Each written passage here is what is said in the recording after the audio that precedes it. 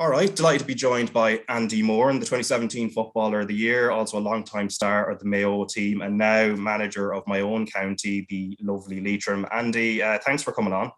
Yeah, thanks for having me. Appreciate it.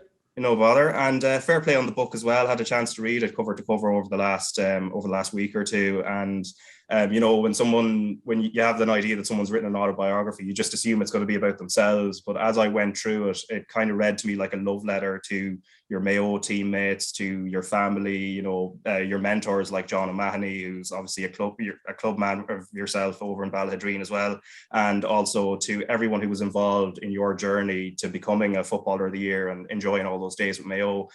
Was it always the intention to write the book that way, that it was always going to be centered around the people that helped you get there, or was it something you fell upon as the process of the book went on?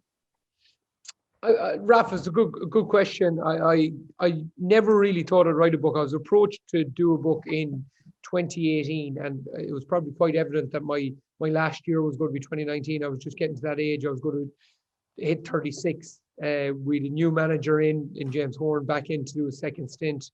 And it was probably a bonus year for me in 2019. So I was approached in 2018, the winter of 2018, to do a book, and one or two publishers, maybe three publishers approached me. And I kind of always said, no, it's not something I would do. But I remember saying something to Dave Brennan, who eventually published the book, when he was leaving the first meeting we had. I said, I'm not the person to do a book, but there's a story there to tell about some of the characteristics of a team. And I think our team, that Mayo team between 2011 and 2019, kind of displayed a lot of the characteristics I like to see in my own staff here at work and teams that I'd like to be involved in the future. And that was it. It was left at that. And then, as we all know, we were stuck at home there for a couple of months in the global pandemic. I was just getting into my coaching career. And I said, do you know something? I write down some of the thoughts I had in my head about players, about the likes of Colin Boyle, Tom Parsons, Aidan O'Shea, Cillian O'Connor, these guys. And I suppose traits that I would like to see in people. And that's where it came from. And I just started writing, and then I couldn't stop writing. And I got to the point where I had multiple words, 35,000 words, then it built 55,000 words. And then I rang Colin Sheridan and I said, Colin, I've got something here. Do you want to take a look at it? And he said, most definitely. And within a day, we kind of had made the arrangement to go and complete the book. Yeah, and there's some great detail in it. You mentioned Tom Parsons, for example, and there's some good examples of how he kind of came back from that knee injury. Did you consult with him, say, or like with Tom Parsons or with some of the other players, maybe on some of the detail that maybe you mightn't have been privy to at the time that you were playing together, but that later on, as you wanted to kind of fill in the gaps, that you went back and maybe talked to different people to kind of find out what the real story was? Yeah, I'm smiling because it's funny, I'd have a really good memory of stuff that had happened, but the finer detail then when you go into it in the book, I needed to, like, especially around Tom's injury, around the detail of him coming back from Cardiff when he was first dropped off the squad, even the likes of Cillian. I knew there was a story. I knew the story in between of how he became the free taker for Mayo, but I had to get the finer detail of that, and they were funny conversations because I had to then kind of release, okay, lads, I'm writing a book here, and say there's going to be nothing kind of crazy in it or anything like that. It was kind of my story through them, and that's what it became. And like the book then just kind of dissolved around the detail that they gave me, the stories I could tell about them, and what I could learn from them stories, and what other people could learn. And I think, yes, it's a Mayo story because my story revolved around Mayo. But I think people within teams and I hope people within teams, even in work or other sporting teams, that they can identify people within their group that are just like the fellas I described, because I just feel all successful teams or all teams that have done anything well just kind of reflect other teams as well. So if you look at the Cillian O'Connor story, and if you take the All-Irelands out of it, of course, between himself and Dean Rock, I'd say their two stories are very, very similar in the way they practiced, the way they became better, individuals, teammates, and the way they became that pressure that's on them to be a free taker. I wouldn't say they're dissimilar in terms of the stories. They're similar with David Clarke and Stephen Cluxton. Stephen Cluxton won his first All-Ireland when he was 31, and David Clarke wins his two All-Stars late in the career. So I wouldn't say the stories are too different when you go through the paths, and how people react to setbacks, how people show resilience, how real top sportsmen show resilience throughout their career, and how they get better. And one of the recurring themes for me was trust, because it comes up in so many of the chapters. Just that word repeatedly comes up, and not always in the same context. It can mean different things to different people in different circumstances, whether it's between players and managers or in other relationships. And as a player, and I guess now that you're going into the management route with Leitrim, but as a player, in terms of trust, what are you looking for from a manager? And I guess you also give good examples of John O'Mahony and how he instilled that just when he was in charge of you at the club. Yeah, what's the old statement? I might get this wrong. People don't care about how much you know until they see how much you care. So I think that's the key thing. And I think it's becoming more evident as my career went on and social media became more prevalent, and we've got into this kind of scale and where winning doesn't matter and all that sort of stuff. You need to find new ways to kind of push people's buttons to get them to succeed and to get them to reach their full potential. So the trust, like if you're asking a young person now to tell you what's wrong with them and to like what's their family life like, what's their relationships like away from football, I think the key thing for any manager, any coach, is to make sure that them players know that you're listening, knowing that you actually care about them away from football, and knowing that you're not just using them to better yourself. It has to be a collective, that when one person improves, we all improve together. And I think as a player, that's what I kind of always look for managers. Was it always there? No, it wasn't. But was I lucky enough during the course of my career that 90% of the time it was, and I was, thank God. And say, as you're coming into the job with Leitrim now, and you're kind of getting to know these players, and it's kind of like a blank slate, what are the kind of processes you put in place to build that level of trust as a foundation? Yeah, I think players need to show that you're just not in it to build your own kind of. I suppose when you played for Mayo the last 2 decades, you probably have a big profile, and that you're not just there to build your own profile. You're there to improve Leitrim football, improve the footballers within that dressing room, but also to improve. I'm there to improve myself. I'm not trying to dress up that I've been 10 years in the coaching game and I'm this, that, and the other. I'm starting from scratch. The same as a lot of the guys from Mohill, Ballinamore, Carrick, they're starting from scratch, and we go in and we kind of fight together. But the honesty within the group is the key. And I know that's a throwaway phrase when people do say about honesty, but the honesty to know that players away from the training field are doing the work that they need to do. And I think we've a bunch of young, hungry players there, and I'm not just trying to promote it for the sake of promoting it. I've seen them over the interactions we've had over the last couple of weeks, that they're hungry and they're ready to proceed. And when we get to the training field over the next couple of weeks, I'm sure I'm going to see that as well. But it's been I've been blown away about the level of commitment these guys are willing to show, you know.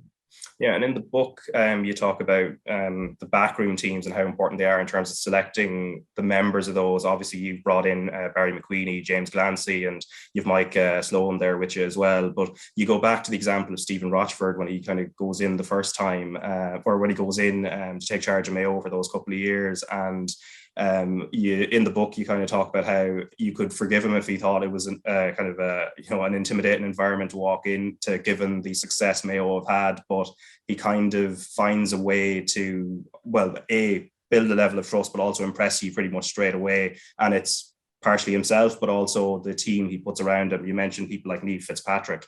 Is that something that was kind of on your mind as well, just as an example, when you were putting together your own management team for Leitrim? Yeah, I find it here at work myself, that like I'm obviously busy with trying to manage Leitrim, run our own business. I'm a dad of 2 wonderful young kids, and I decided to write a book in the middle of all that too. So I'm busy, but it doesn't work without the people I put around me. My wife it basically runs my life. We've a manager here in the business called Elaine Flannery, Sean Kelly, all these guys that I have within my own business. So I realized how important it is not to be the most intelligent person in the room. So you need to have people more intelligent around you that can say, Andy, listen, that's not good enough. This is not good enough. Not afraid to pull you up on it. And yeah, I did. Of course, when you go in, it's intimidating when you get someone like Barry McGuiney, who's been a stalwart for Leitrim over the last 2 decades himself. James Clancy was one of their best forwards of all time, and you're going in and you're bringing them guys in with you, and you're saying we need to do this for Leitrim football, that for Leitrim football, but they know all the history. So it was so important to get the best people around us. And myself and Mike Solon went in. We decided to bring the 2 boys. They were happily to come in, but we also got a wonderful physio team, medical team, strength and conditioning. Kieran Shannon is in on the sports performance side of things. So we've got a really kind of good backroom team, and hopefully the Leitrim kind of boys kind of reflect off or bounce off that and kind of improve because of that.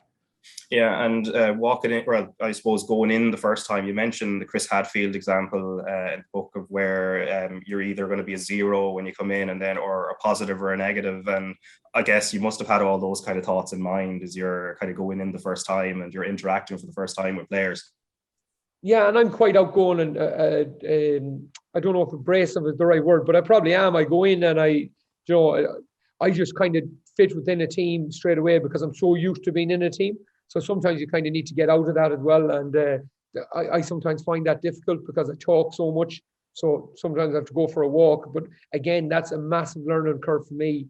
Even meeting the guys, letting them talk, hearing what they're saying instead of me doing all the talking, just sitting back, listening to what they're saying on Zoom calls and when we meet up for chats, just to kind of see what's went on in Leitrim for the last 3 or 4 years, and then kind of making my decision from there. Because I suppose a weakness of mine would be go down and have a decision already made and then go with that, but that you could be miles off. So just to listen to guys, see where they're at, and go through that. But again, Raf, I have to be perfectly honest, that is a learning curve for me. And it's something I'm improving at, I'm sure, but it's something that I need to get an awful lot better at as well.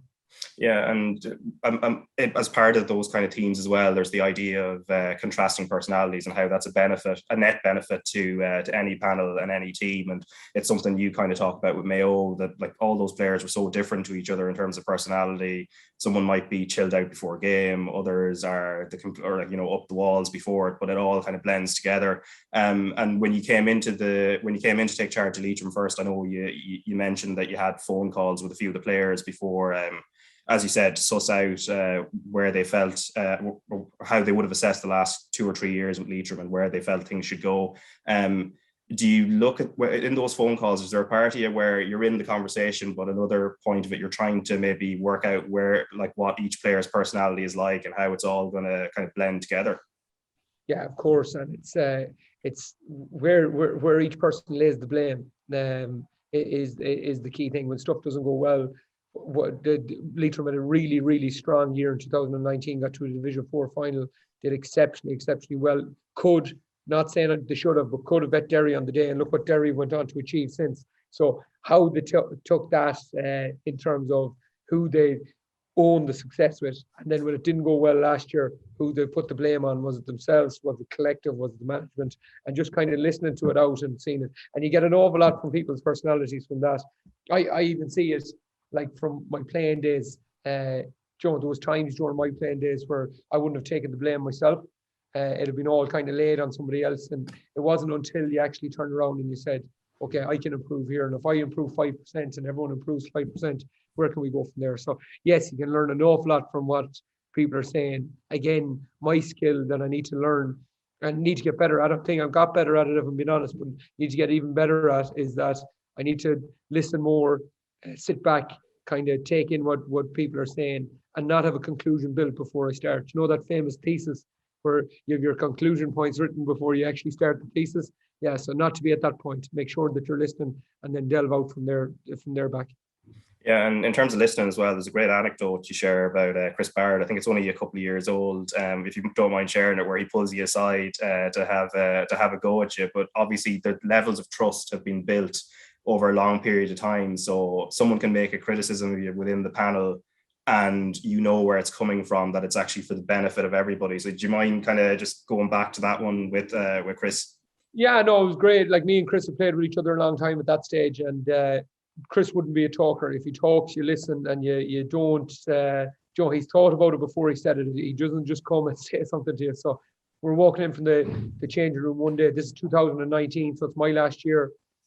And like I'm on the bench and I'm doing okay coming on off the bench, and Chris just pulls me into the medical room. I go, "What's happening here?" Do you know? And in his aggressive Belmullet tones, he tells me to cop the F on basically and say, "Joe, you're settling here. Like, you're settling for being a place on the bench. You're complimenting everyone. You're trying to bring young fellas on." He said, "We need you to play." He said, "Will you stop?" He said, "You need to.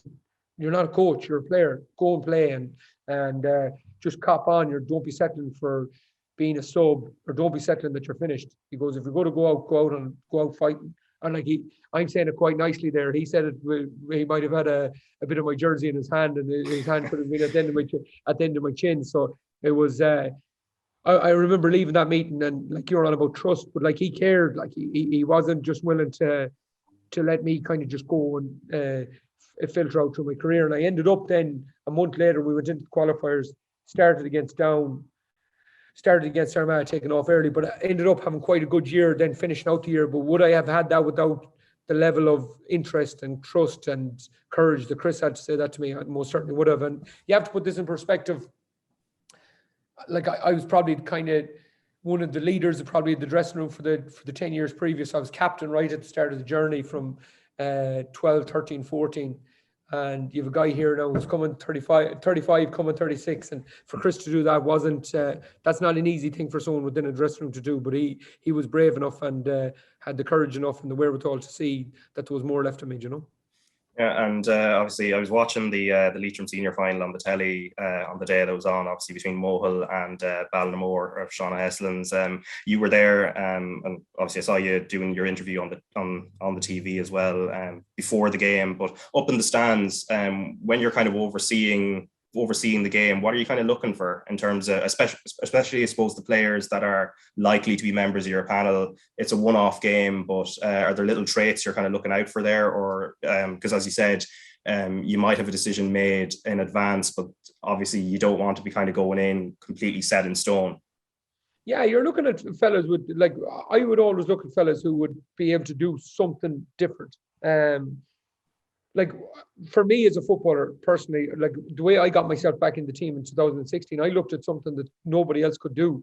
And that was I had a strength where I could win the ball, and other fellas didn't have that. So I just said, right, what's the one thing I can do that I could get even better at that nobody else could do? So that's what I'd be looking at.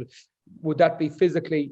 Would that be skill-wise? Would that be just a cornerback who can take somebody out, a keeper that can come out of his line and play a bit? So you're always looking at just little things where people can do. Of course, you have the exceptions like Keith Byrne, who just stands out like a sore thumb. He kicks 10 points in the game. You have them exceptions, but then other guys who's doing little things within the game that could make a big difference for you. And is there anyone there that's doing it? So you're the Tom Pryors of this world, just winning frees, churning it out. Darren Maxwell and goals for Ballinamore playing really, really well, kick outs really strong. So there's little traits you're looking at. But then you're looking at other stuff. You're looking at attitude in terms of chasing back, in terms of movement off the ball, it's the inside forward line, guys that don't give up. And then you're looking at physical conditioning. So the 13 boys that we probably took out of that county final, what sort of physical condition they're in.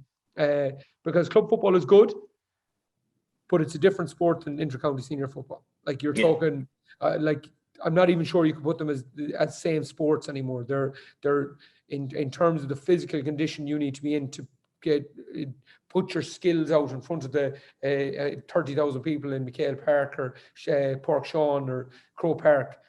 Like you need to be in a completely different physical condition to play that game than playing a club league game. So what physical condition they're in and what work they need to do from there to get themselves into the right position to play well in front of these big crowds.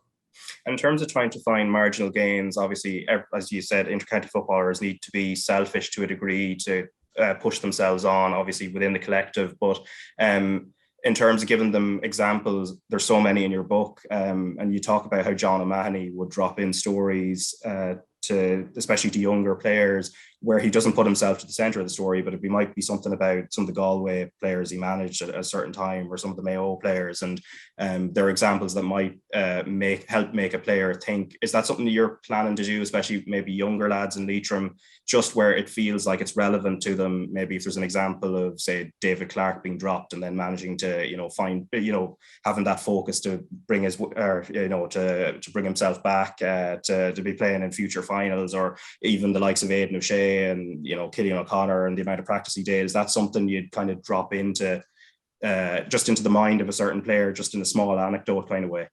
Yeah, you need to be conscious that, like me coming from Mayo, that I'm not using too many Mayo ones, but like the Jono one is perfect. What you're saying. We were between the ages of 13 and 17 when we had Jono in school, and I remember like him using one about Pádraig Joyce. Pádraig Joyce was doing something in Belfast at the time, I think in college, and they were training, and Joyce had said that he can't make training, and Jono said, listen, we could do what you there, but listen, if you're doing exams, you're doing exams. And 5 minutes before the training starts, Joyce comes in the car rides in at training, and he said that the boost and the leadership and that we're all kind of pushing in the same direction here, that Joyce gave the team that time in '98, in around them times, was just huge. And I'm sure it wasn't the easiest decision. Pádraig could have made a quite easy decision. He was probably going to make the team anyway. One of the best forwards that ever played the game. He was probably going to make the team anyway. But he made the conscious decision to leave Belfast that evening, come down. And did it make a difference to them winning the All-Ireland? Who knows? But it definitely didn't do them any harm, And it was a great story, and one that always stuck in my head from then on. But do you use anecdotes? Of course you do. I'd have always looked. We were a team in Mayo that always that kept finishing second. So you'd have always kind of looked at what Munster did during that time when they couldn't get over the line. You can Cup. Look what Pádraig Harrington did when he couldn't get over the line in the Masters, or even in competitions. He used to finish second, I think, 20 odd times before he got the W. So we used to always kind of look at anecdotes and little examples and where people can improve. And sometimes you see the likes of the basketballers, the likes of Kobe, like Kobe in his day, and Michael Jordan, and you feel that these guys were just given a God-given talent, and they were going out and Steph Curry that can just shoot 3-pointers all the time. But then you look at clips of him, and it's just hours of repetition. And yes, you might use examples like Killian and Dean Rock, and these guys have done it in the past, but you don't have to look at our sport. You can look at many different sports. What has made players, and the constant is time and effort, and is it talent, or are you born with the talent, or do you make it? That's the big question, but you can definitely improve whatever you have anyway. Yeah, and the chance to put all these ideas into practice is coming up fairly soon, first with the FBD League, and I think a lot of the attention is on this Airdome match against Sligo at the start of January. But first off, what you make of the venue, because I know it's not the most important thing from your point of view or from Sligo's point of view. I think, Rafi, it's absolutely amazing. I have to say now, it's very rare that you go into a facility and you're just kind of blown away. I've a good friend, Barry Solon, who's over at Arsenal. I went to see the training ground. They were laughing at me. I was going around rubbing the grass, and so I like venues and like the way things are done. Like, I don't like gardening or anything like that, but I don't know why I just like pitches and nice pitches. But it's we walked into the Airdome. Carl Craig, who just retired yesterday, actually, he gave us a tour of the Airdome when it was first done, and you actually can't believe how big this place is. It's incredible. When you put a Gaelic football pitch indoors, it kind of blows your mind a tiny bit, and it's just an incredible venue.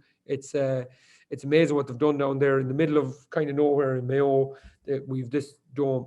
I hope it goes ahead. Of course, with the pandemic, putting sport indoors is a bit risky, and it might end up in outdoors. But if it can go ahead, I think it'll be a really, really cool occasion, and one that we're really looking forward to.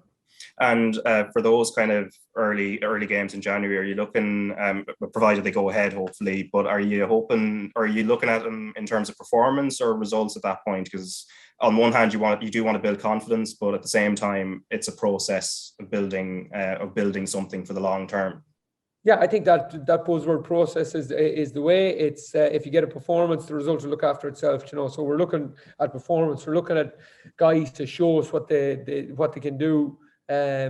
What they've done now in the off season. Have they worked hard? Are they fit enough to play? Because the thing about it is we play January 4th, and our first league game is the last weekend of January against Cavan. So it gets real very, very quickly here. In 8 weeks' time, we'll have the FVD over. We'll have the first league game played. So the fun is about to start. Yeah, and of course, there's lots of football to be played between now, or between then, I guess, and championship time, when, of course, it's been confirmed over the weekend that it's London that we're facing, or I mean, Leitrim are facing, and I keep saying we. Yeah, it's a verbal tick. And then there's potentially Mayo or Galway, but again, nobody can really think that far ahead, because football is football, sport is sport. But have you really given it thought when you first took on the job, that about the emotion that will be involved if and when you do face Mayo? Because naturally Connacht's a small province, so the percentage chance of facing Mayo is pretty high. It'd be lovely to get it in the FBD if we could. That'd be lovely. It's something like, if people go to me, how's the book going, they'd say to me, and I'd go, well, I've only ever written one, so I've nothing to compare it to, that sort of way. So you never really know. And like that Mayo battle, people have asked me that a lot. How would you be against Mayo? And to be honest with you, I don't know. I think I'd be really excited. I think I'd really enjoy it myself personally. But I think you just get really narrow focused, and you just focus on your own team more so than anything else. And you say, right, where can we go? What can we improve? How can we damage Mayo in terms of where can we get scores? How can we prevent them from scoring? And like the gap between Mayo and Leitrim was very evident last year. It's how you can close that gap if you're lucky enough to ever get there. The thing about us and London when we get to championship is that is such a massive game. We play London a couple of weeks in the league, and then a couple of weeks after that, then you play them in the championship. So that's going to be a huge game for us. It's always hard to know who London have there at the time, what team they're going to play in the championship is going to be similar to the league, and what sort of quality they're having around it. And I was in London at the weekend at a function, and I know they're really excited about football in general, not just their senior team. Their football in general. They've really made a big push on the second generational Irish guys. So you'll be playing a team, maybe not this year, but in the next 3 years, you'll be playing a team of complete London-born players, I would say, maybe with one or two sprinkled Irish kind of guys over there for the championship. But it looks like this is the way they're going to go, and it's an exciting time for them. They've come over and won a few failures in the last couple of years. So I know Tara's and all the clubs around there are doing an awful lot of good work. So it'll be very interesting to see what sort of team they have, and that'll be our kind of complete focus between here and the first round of the championship. Yeah, and I suppose a final point, people do talk about targets and things a lot in terms of, getting to a certain point. But I think just based on the theme of the book, maybe the question should be where or what do you want to kind of improve or learn about yourself in, like, say, 2 years' time, when if we speak again at that point, and I'm kind of asking you, what have you learned? What do you hope to have improved on in that couple of years to kind of take yourself forward, and kind of, especially in this new challenge, because a lot of the lessons in the book are from you as a player, but this is a new adventure as a coach and as a manager. It's a good question, but I think you kind of, it's all about kind of developing and learning and moving. I did player manager for our club this year, and I found throughout the course of the year, like, I wanted to implement something, and I just found it very difficult. I was still playing, so I found when I took on too much that I couldn't do it as well. So what do I want to learn? I want to learn how to get a team into the best shape they can before they play a game. That's the key one, because I've never done that before, really. Been with the club over the last couple of years, but never in an inter-county setting. I want to learn how to deal with multiple personalities from within a group. I want to learn how to, for the person that kind of half wants to be there, maybe 3/4 of the way wants to be there, how do you get the best out of that person? Because at work, even here in our gyms, you you've guys, of course, that want to work and they want to build a career in this business, but you've guys that are passing through as well. So for that short period, how do you get the best out of that person? And that's the key. How do you help people? How do people, like, how do you get the best kind of backroom team around you? How do you drop people? How do you what's the best way to do that? Do you am I too soft as an individual to do stuff like that? So there's so many kind of learnings you can do in a short period of time. It's incredible. So all them things, and then learning the game of Gaelic football. You go up to under sevens there. I coach under sevens in the club. You go up to that. And I'm not joking when you say this. You actually learn something about coaching when you go up there, because you're trying to get the basic skill of soloing the football. So how do you break that skill down? How do you make it easy for the person to understand? And once you do that, then you're away, and you get great learnings there. So how do you coach? How do you get better at tactics? How do you push them on? Where's the areas need to improve? And then you can kind of push them on. But I think we'll learn, Raf. I think we'll know, like if me and you talked between this year and next, so just say the end of this season and next season.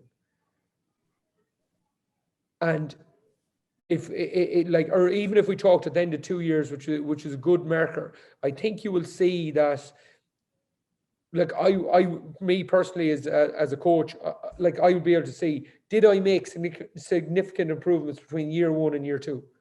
And I think that's going to be the key one for us as a county. Did we make that level of improvement that we needed between year 1 and year 2? And if we do that, we could have an exciting journey. It's not going to happen overnight. Year 1 is definitely going to be a development phase, like being ambitious but developing.